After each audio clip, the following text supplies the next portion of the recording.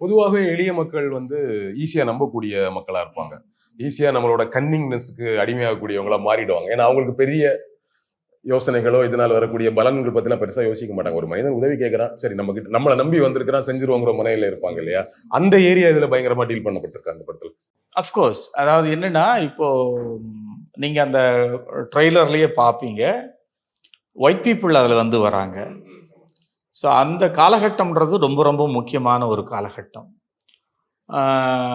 அவங்க எங்கெல்லாமே வந்து காலனி ஆதிக்க நாடுகள் இருந்ததோ, அந்த நாடுகளில் இருக்கக்கூடிய எளிய மக்களை அவர்களுடைய வேலைகளுக்காக அவங்க வந்து பல இடங்களுக்கு கொண்டு போனாங்க.